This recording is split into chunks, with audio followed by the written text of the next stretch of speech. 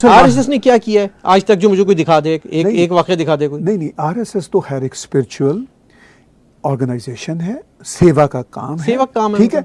और मैं हर बार कहता हूं कि कोई ना कोई अनफॉर्चुनेटली कोई ना कोई रोग एलिमेंट, कोई ना कोई, कितने सर इतनी बड़ी आबादी में तो वो 150 करोड़ लोगों में आप समझते हैं कि कोई रोग एलिमेंट भी होगा? ना वो आरएसएस तो मैं उसका बहुत बड़ा फैन हूं, मैं ये ओपन कहता हूं, ठीक है, क्योंकि इसका एक मॉडल है ये दुनिया में। वो तो एक सोशल डेवलपमेंट की नॉन गवर्नमेंटल एक ऐसा मॉडल है, मैंने इसको बड़ा स्टडी किया है कि ये एक ऐसा मॉडल है कि जो सेवक है, अच्छा, जिसमें सेवक आ रहा हो, जिसमें सेना नहीं आ रहा, सेवक आ रहा है, इसमें जैश नहीं आ रहा, इसमें जो है ना हिजब नहीं आ रहा, हिजबुल्लाह नहीं आ रहा, इसमें आ रहा है सेवक। नहीं वो तो और कहीं से अपने एक्शन से। और दूसरी बात, अच्छा मैं एक और बात बताऊं जी, आरएसएस की एक और कमाल की बात है जो बहुत कम लोग पॉइंट आउट करते हैं, जो जनरली मैं जब ये कहूंगा तो शायद भारत के भी जो एंटी आरएसएस लोग हैं वो भी मेरे खिलाफ हो जाएंगे।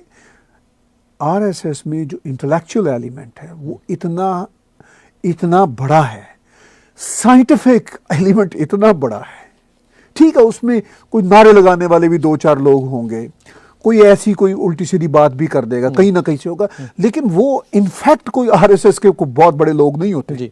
वो ऐसे कोई फ्रिंज से कुछ बात कर दी है, जनरल पब्लिक सम टाइम कोई पॉलिटिशियन टाइप कर देता है, घूम गया चढ़ गई किसी को सम टाइम। जो कमाल की बात है आरएसएस का जो इंटेलेक्चुअल डिस्कोर्स है, फिलॉसफी पर, साइंस रिसर्च पर, वो अपनी जगह पे एक बहुत बड़ा, फिर जो इकोनॉमिक स्ट्रेटजी है जी, सोशल स्ट्रेटजी के साथ जुड़ी हुई है। वही मैं कह रहा हूँ। अच्छा, इनका ये नहीं है कि इसमें ये लोग, बल्कि ये स्ट्रक्चर ऐसा है। मैंने जो इसका थोड़ा सा देखा तो उसमें मुझे स्ट्रक्चर ऐसा नज़र आया है कि डिसिप्लिन्ड, ऑर्गेनाइज्ड एंड एजुकेटेड। ये इसको इस तरह से लेके चलते हैं। शायद एक ज़माने में हम जब बच्चे थे स्कूल में जमीयत तलबा हुआ करती थी तो वो इसी मॉडल को लेके चलती थी, फिर बाद में उसमें वो फैनेटिसिज्म शामिल हो गया, जिहाद शामिल हो गया। शुरू में क्या था कि जमीयत की आपने बात की, वो उनके कुछ सोशल रिफॉर्म्स के तब काम हुआ करते थे, लेकिन बदकिस्मती से उनका चूंकि उठान ही जिहाद पे थी ना, कि वो हसनुल बन्ना मुस्लिम ब्रदरहुड ने और मदूदी साहब ने इधर कताल और जिहाद, जब उन्होंने ये कह दिया कि दुनिया में मुसलमानों के अलावा कोई नहीं रहेगा, कभी आरएसएस ने ऐसी बात नहीं कही, ठीक है ना जी।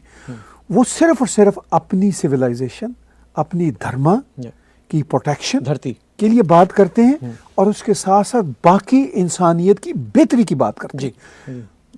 अब ये जाहिल आदमी इमरान खान आरएसएस को समझे बगैर किस तरह की घटिया बातें करता है, ठीक है। चलिए ये तो खैर, चलिए इसकी जहालत जो है वो अपनी जगह पर है, वो पाकिस्तान के बड़े बड़े दानिश्वर इस जहालत में है। चलिए ये इमरान खान तो छोटी छोटी बातों पे इतना जाहिल आदमी है जी। वही मैंने एक बात का भी इजहार किया कि जो शख्स सदर ट्रंप के साथ और चीन के सदर जी के साथ बैठा हुआ जी, तस्बीह के दाने फिर रहा है, तो दो बातें हैं। एक तो ये है कि वो स्पिरिचुअलिटी या तस्बीह के साथ भी सिंसियर नहीं है, और उन लोगों के साथ जिनके साथ बैठा हुआ उनका भी रिस्पेक्ट नहीं कर रहा, ठीक है। अनीस भाई, मैं और आप बात कर रहे हैं, आप तस्बीह फेरना शुरू कर दें, घर में मेहमान बुला लें, ठीक है ना, आप तस्बीह फेरना शुरू कर दें और सर नीचे कर लें, तो मुझे क्या फील होगा? अटेंशन नहीं दे रहा मुझे, कि यार इसको बंदे की इज्जत नहीं है जी, तो ये दाने की इज्जत कर रहा है, दाने की इज्जत, और अल्लाह की इज्जत करेगा। तो मैं इसको आरएसएस के बारे में जो उसकी जाहिलाना बातें हैं उसको तो मैं इग्नोर कर छूट देता हूँ, इसलिए छूट देता हूँ कि वो तो पाकिस्तान के मीडिया और नाम निहाद दानिश्वर जो वहां के वो नहीं समझ पाते, तो ये कैसे समझ पाएगा? चले, आई अंडरस्टैंड इट, लेकिन ये एक सिंपल सी बात है, एक मैनर्स की बात है, एथिक्स की बात है, बिल्कुल, कि आप हेड ऑफ द स्टेट्स के तौर पर दूसरे हेड ऑफ द स्टेट्स के साथ बैठे हुए हैं। इसमें जो एक जिसे कहते हैं ना इग्नोरेंस की बात है, इसमें जो इमरान खान या पाकिस्तान के जितने भी इदारे हैं कि लफ्ज़ आरएसएस एक ऐसा टैबू बना दिया गया है कि जैसे कोई पता नहीं क्या चीज़ है। लेकिन इसमें थोड़ा सा आरएसएस का भी कसूर है, वो इतने अपने कामों में मगन है, कि उन्होंने कभी ये इस अवेयरनेस की तरफ शायद ध्यान नहीं दिया। मैं कहता हूँ एक प्रोग्राम मैं और आप उनके साथ मिलकर करेंगे, एब्सोल्युटली करेंगे, उनकी एक इंटेलिजेंसिया को लेकर आएंगे कि सर आप ज़रा बताएं तो सही कि इस पूरे अरसे में जब से ये बनी है आपने कितने कताल की बात की,